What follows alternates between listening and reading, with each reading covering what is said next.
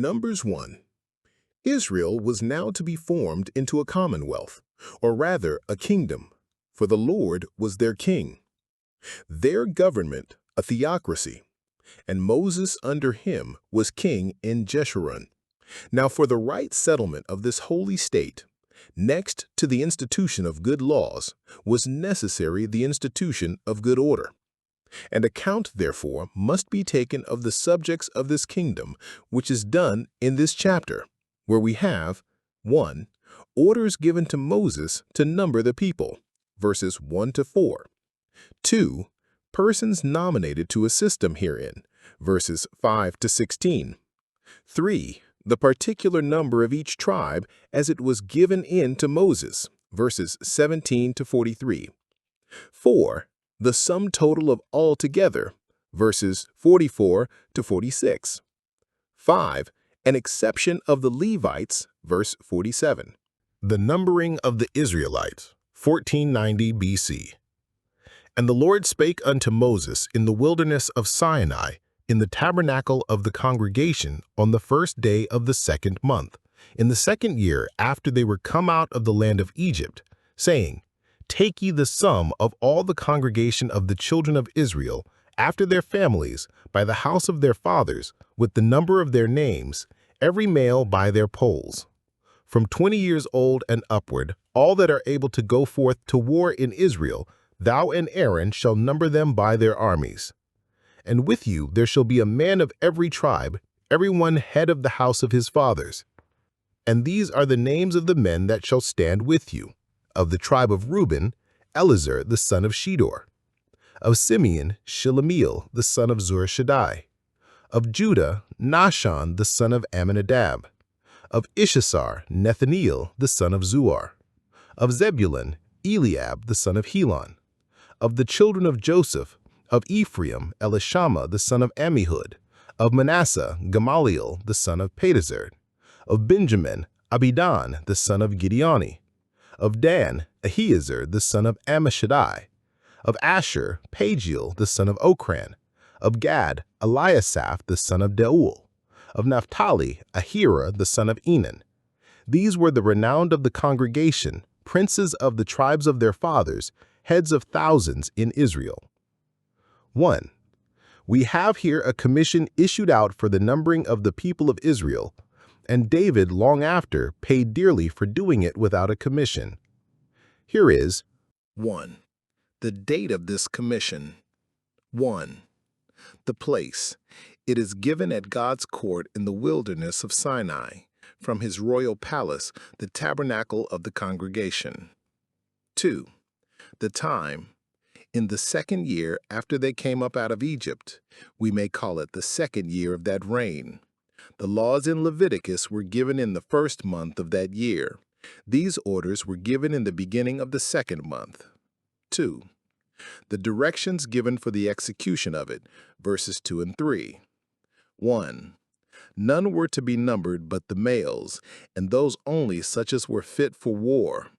None under 20 years old, for though some such might have bulk and strength enough for military service, yet in compassion to their tender years, God would not have them put upon it to bear arms. 2. Nor were any to be numbered who through age or bodily infirmity, blindness, lameness, or chronic diseases were unfit for war. The church being militant, those only are reputed the true members of it that have enlisted themselves soldiers of Jesus Christ. For our life, our Christian life, is a warfare. 3. The account was to be taken according to their families, that it might not be known how many they were and what were their names, but of what tribe and family or clan, nay, of what particular house every person was, or, reckoning it the muster of an army, to what regiment every man belonged, that he might know his place himself, and the government might know where to find him. They were numbered a little before this, when their poll money was paid for the service of the tabernacle. Exodus 38, 25 and 26.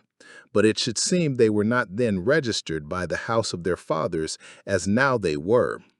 Their number was the same then that it was now, 603,550 men. For as many as had died since then and were lost in the account, so many had arrived to be 20 years old and were added to the account. Note, as one generation passeth away, another generation cometh. As vacancies are daily made, so recruits are daily raised to fill up the vacancies, and Providence takes care that, one time or other, in one place or other, the births shall balance the burials, that the race of mankind and the holy seed may not be cut off and become extinct. 3. Commissioners are named for the doing of this work. Moses and Aaron were to preside. Verse 3. And one man of every tribe that was renowned in his tribe and was presumed to know it well was to assist in it. The princes of the tribes, verse 16. Note, those that are honorable should study to be serviceable. He that is great, let him be your minister, and show by his knowing the public that he deserves to be publicly known. The charge of this muster was committed to him who was the Lord Lieutenant of that tribe. 2. Why was this account ordered to be taken and kept? For several reasons. 1. To prove the accomplishment of the promise made to Abraham, that God would multiply his seed exceedingly, which promise was renewed to Jacob in Genesis 28:14, that his seed should be as the dust of the earth. Now it appears that there did not fail one tittle of that good promise, which was an encouragement to them to hope that the other promise of the land of Canaan for an inheritance should also be fulfilled in its season. When the number of a body of men is only guessed at upon the view, it is easy for one that is disposed to cavil to surmise that the conjecture is mistaken, and that if they were to be counted, they would not be found half so many. Therefore God would have Israel numbered, that it might be upon record how vastly they were increased in a little time, that the power of God's providence and the truth of his promise may be seen and acknowledged by all. It could not have been expected in any ordinary course of nature that 75 souls, which was the number of Jacob's family when he went down into Egypt, should in 215 years, and it was no longer, multiply into so many hundred thousands. It is therefore to be attributed to an extraordinary virtue in the divine promise and blessing. 2. It was to intimate the particular care which God himself would take of his Israel, and which Moses and the inferior rulers were expected to take of them. God is called the Shepherd of Israel in Psalm 81. Now the shepherds always kept count of their flocks, and delivered them by number to their under-shepherds, that they might know if any were missing. In like manner God numbers his flock, that of all which he took into his fold he might lose none but upon a valuable consideration, even those that were sacrificed to his justice. 3. It was to put a difference between the true-born Israelites and the mixed multitude that were among them. None were numbered but Israelites. All the world is but lumber in comparison with those jewels. Little account is made of others, but the saints God has a particular property in and concern for. The Lord knows those that are his, in 2 Timothy 2:19, knows them by name, in Philippians 4:3. The hairs of their head are numbered. But he will say to others, I never knew you, never made any account of you. 4. It was in order to their being marshaled into several districts for the more easy administration of justice and their more regular march through the wilderness. It is a rout and a rabble, not an army, that is not mustered and put in order. And Moses and Aaron took these men which are expressed by their names. And they assembled all the congregation together on the first day of the 2nd month, and they declared their pedigrees after their families by the house of their fathers, according to the number of the names from 20 years old and upward, by their polls. As the Lord commanded Moses, so he numbered them in the wilderness of Sinai. And the children of Reuben, Israel's eldest son, by their generations, after their families by the house of their fathers, according to the number of the names by their polls, every male from 20 years old and upward, all that were able to go forth to war. Those that were numbered of them, even of the tribe of Reuben, were 46,500. Of the children of Simeon, by their generations after their families by the house of their fathers, according to the number of the names by their polls, every male from 20 years old and upward, all that were able to go forth to war, those that were numbered of them, even of the tribe of Simeon, were 50,009,300. Of the children of Gad, by their generations, after their families by the house of their fathers, according to the number of the names, from 20 years old and upward, all that were able to go forth to war, those that were numbered of them, even of the tribe of Gad, were 45,650. Of the children of Judah, by their generations after their families by the house of their fathers, according to the number of the names, from 20 years old and upward, all that were able to go forth to war, those that were numbered of them, even of the tribe of Judah, were 314,600. Of the children of Issachar, by their generations after their families by the house of their fathers, according to the number of the names, from 20 years old and upward, all that were able to go forth to war, those that were numbered of them, even of the tribe of Issachar, were 54,400. Of the children of Zebulun, by their generations after their families by the house of their fathers, according to the number of the names, from 20 years old and upward, all that were able to go forth to war, those that were numbered of them, even of the tribe of Zebulun, were 57,400. Of the children of Joseph, namely of the children of Ephraim, by their generations, after their families by the house of their fathers, according to the number of the names, from 20 years old and upward, all that were able to go forth to war, those that were numbered of them, even of the tribe of Ephraim, were 40,500. Of the children of Manasseh, by their generations after their families by the house of their fathers, according to the number of the names, from 20 years old and upward, all that were able to go forth to war, those that were numbered of them, even of the tribe of Manasseh, were 32,200. Of the children of Benjamin, by their generations after their families by the house of their fathers, according to the number of the names, from 20 years old and upward, all that were able to go forth to war, those that were numbered of them, even of the tribe of Benjamin, were 35,400. Of the children of Dan, by their generations, after their families by the house of their fathers, according to the number of the names, from 20 years old and upward, all that were able to go forth to war, those that were numbered of them, even of the tribe of Dan, were 62,700.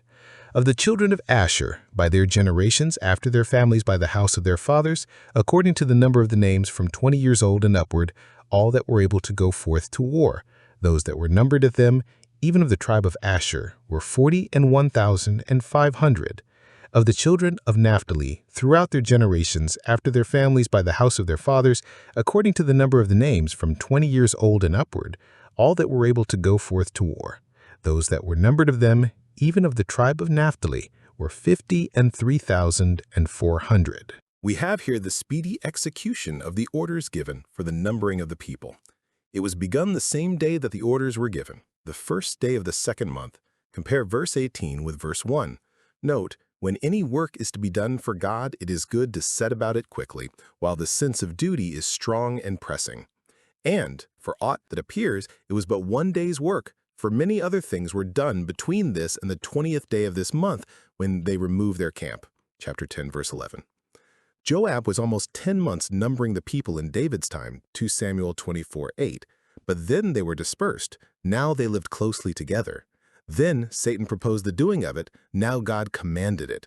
It was the sooner and more easily done now because it had been done but a little while ago, and they needed but review the old books with the alterations since made, which probably they had kept an account of as they occurred. In the particulars here left upon record, we may observe, 1. That the numbers are registered in words at length, as I may say, and not in figures. To every one of the 12 tribes it is repeated, for the greater ceremony and solemnity of the account, that they were numbered by their generations after their families by the house of their fathers, according to the number of the names, to show that every tribe took and gave in the account by the same rule and in the same method, though so many hands were employed in it, setting down the genealogy first to show that their family descended from Israel, then the families themselves in their order, then dividing each family into the houses or subordinate families that branched from it, and under these the names of the particular persons, according to the rules of heraldry. Thus, every man might know who were his relations or next of kin, on which some laws we have already met with did depend, besides that the nearer any are to us in relation, the more ready we should be to do them good. 2. That they all end with hundreds, only Gad with 50, verse 25, but none of the numbers descend to units or tens. Some think it was a special providence that ordered all the tribes just at this time to be even numbers and no odd or broken numbers among them, to show them that there was something more than ordinary designed in their increase, there being this uncommon in the circumstance of it. It is rather probable that Moses, having some time before appointed rulers of hundreds and rulers of fifties, Exodus 18:25. They numbered the people by their respective rulers, which would bring the numbers to even hundreds or fifties. 3. That Judah is the most numerous of them all, more than double to Benjamin and Manasseh, and almost 12,000 more than any other tribe, verse 27. It was Judah whom his brethren must praise because from him Messiah the Prince was to descend. But because that was a thing at a distance, God did in many ways honor that tribe in the meantime, particularly by the great increase of it, for his sake who was to spring out of Judah, Hebrews 7:14, in the fullness of time. Judah was to lead the van through the wilderness, and therefore was furnished accordingly with greater strength than any other tribe. 4. Ephraim and Manasseh, the sons of Joseph, are numbered as distinct tribes, and both together made up almost as many as Judah. This was in pursuance of Jacob's adoption of them, by which they were equaled with their uncles Reuben and Simeon, Genesis 48:5. It was also the effect of the blessing of Joseph, who was to be a fruitful bough, Genesis 49:22. And Ephraim the younger is put first, and is more numerous than Manasseh, for Jacob had crossed hands and foreseen 10,000s of Ephraim and thousands of Manasseh. The fulfilling of this confirms our faith in the spirit of prophecy with which the patriarchs were endued. 5. When they came down into Egypt, Dan had but one son, Genesis 46:23, and so his tribe was but one family, chapter 26:42. Benjamin had then 10 sons, Genesis 46:21, yet now the tribe of Dan is almost double in number to that of Benjamin. Note, the increasing and diminishing of families do not always go by probabilities. Some are multiplied greatly and again are diminished, while others that were poor have families made them like a flock. Psalm 107:38-39, 41, and see Job 12:23. 6. It is said of each of the tribes that those were numbered who were able to go forth to war, to remind them that they had wars before them, though now they were in peace and met with no opposition. Let not him that girdeth on the harness boast as though he had put it off. 44. These are those that were numbered, which Moses and Aaron numbered, and the princes of Israel, being 12 men, each one was for the house of his fathers. 45. So were all those that were numbered of the children of Israel by the house of their fathers, from 20 years old and upward, all that were able to go forth to war in Israel. 46. Even all they that were numbered were 600,000 and 3,550. We have here the sum total at the foot of the account. They were in all 600,000 fighting men and 3,550 over. Some think that when this was their number some months before, at Exodus 38:26, the Levites were reckoned with them, but now that tribe was separated for the service of God, yet so many more had by this time attained to the age of 20 years, as that still they were the same number, to show that whatever we part with for the honor and service of God, it shall certainly be made up to us one way or another. Now we see what a vast body of men they were. Let us consider, 1. How much went to maintain all these, besides twice as many more, no question, of women and children, sick and aged and the mixed multitude, for 40 years together in the wilderness? And they were all at God's finding every day, having their food from the dew of heaven, and not from the fatness of the earth. Oh, what a great and good housekeeper is our God, that has such numbers depending on him and receiving from him every day. 2. What work sin makes with a people. Within 40 years, most of them would indeed have died, of course, for the common sin of mankind. For when sin entered into the world, death came with it, and how great are the desolations which it makes in the earth. But for the particular sin of unbelief and murmuring, all those that were now numbered, except 2, laid their bones under their iniquity and perished in the wilderness. 3. What a great multitude God's spiritual Israel will amount to at last. Though at one time and in one place they seem to be but a little flock, yet when they come all together they shall be a great multitude, innumerable. Revelation 7:9. And though the church's beginning be small, its latter end shall greatly increase. A little one shall become 1,000. But the Levites, after the tribe of their fathers, were not numbered among them.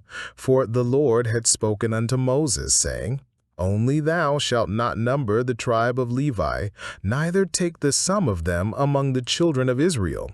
But thou shalt appoint the Levites over the tabernacle of testimony, and over all the vessels thereof, and over all things that belong to it.